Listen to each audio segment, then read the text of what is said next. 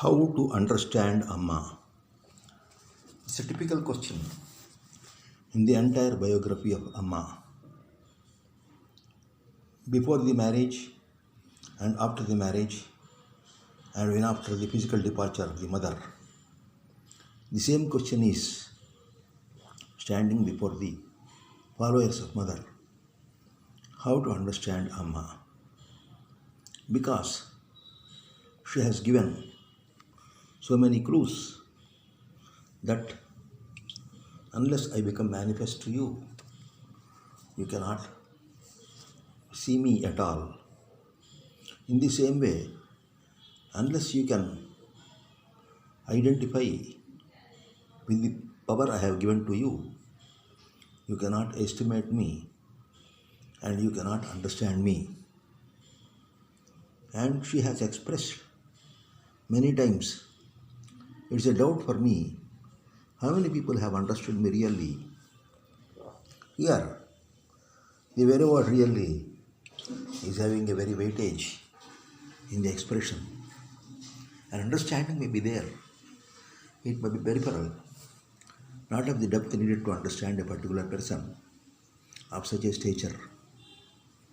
And how to understand her? Mother herself has shown a clue when she was a girl of 9 years. If one possesses all the qualities in me, equally or more than, then only he can understand me. We must have the qualities what the mother have, integrally, symmetrically, and totally. And we must have the quantitative and qualitative expression more than mother. Otherwise, we cannot understand. And she also has another expression in her autobiography. I cannot speak until I conclude for myself. Mother is always in the quest of a truth. She wants to have an optimal realization point of the truth. Then only she makes it verbal expression or she translates into action. Till that, she cannot come out. In such a situation, how to understand Amma, the mother of all? She has told, I am not an incarnate. You have told that I am incarnate. This is a question put to her grandfather. She has declined very clearly that she is not an incarnation. Then how to understand her? And secondly, she has told, I am not a guru or a teacher. She is not to preach, not to speak. She has come but only to act. She is not belonging to any brand or any branch of spiritual thought or spiritual school. She is an ambassador of grand vacuum. In such a silent situation, and how we have to understand, the world is totally taken over by the impact of the gurus and sishyas. In such a situation, Amma is very critical in saying that I am not a guru. And what is she? She has clearly told, I am only the mother. I have taken birth to function as mother. This is the nucleic identity of understanding one dimension of Amma. But will it be sufficient? Will it be satisfying the urge of the people who want to understand Amma? Because if we take the autobiography of Amma as has been dictated by her after her 14th year, she has taken many a manifestation. She was Bala Tripura Sundari, Gayatri, Lord Krishna, Narasimha, Rama, Sita, and all forms are found in her. Then how to understand her presence, her manifestation? Is she divine or Devi divine or celestial And what is the way and clue to understand Amma? And moreover, she has told once, I have come for a big show.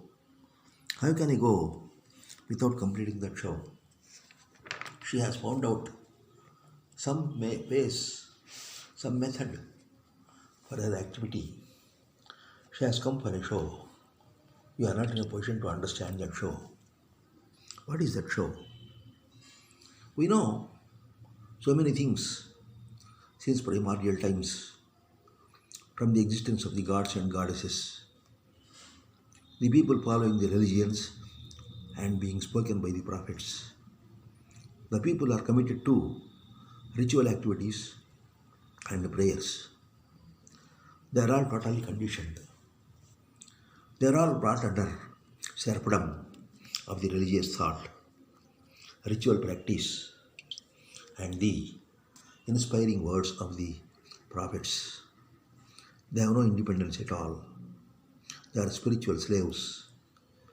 In such a situation, how to understand the universe and trans-universal identities as the manifest and unmanifest?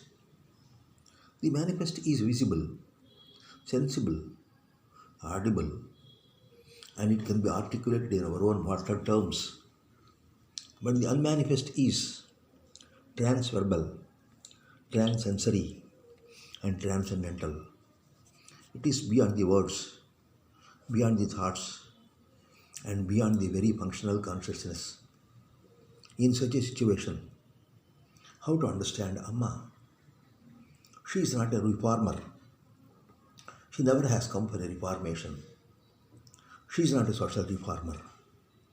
Amma clearly says that all are my children.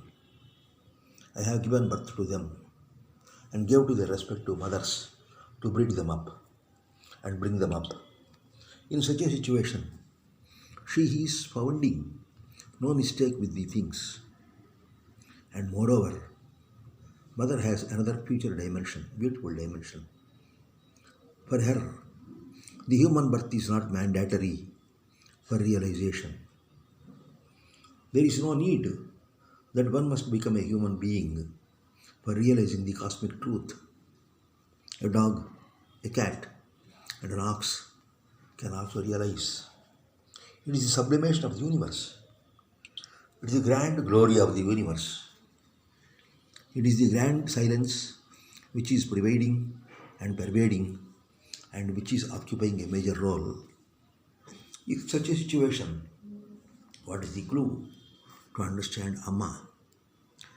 She is a revolutionary cosmosophist with integral vision. For Amma, everything is within her, and what she looks out is there in her. What is there in her, she will be looking out. She has no difference between the interior and the exterior, the internal and the external, the superior and the inferior. She is an integral vision, and she is a cosmosophist. She is beyond the gods and goddesses. She is only one with the vacuum, one in the vacuum, one being the grand vacuum. In such a situation, her approach to understand the God at all, if we take into consideration as a spiritualist, she is a rational theosophist with creativity and declining theistic dualism in any way, in any form. She has already criticized the gods with the dual character. Very clearly says that when has God created the bad and the good, how can he distinguish when both have originated from the same person? How can he distinguish that one is good and one other is bad? And how can he punish the bad and promote the good? This very identity is dualistic, and she never accepted her. That type of dualism is not acceptable to Amma. She is beyond all dualities. She has transgressed the dualism. And then how to speak about Amma? Acceptance is his policy. She accepts what it is there. Accommodation is her strategy. She accommodates every person. And love is a rhythm of thought and ventilation. And above all, we can say only one word. She is an activist in a garb of profound silence. She is always active and she is always silent. She is one in the vacuum. She is one in the physical world. At the same time, she coordinates and correlates the vacuum and the physical world. It is the wisdom of Amma. It is the gravity of Amma. It is the consciousness of Amma.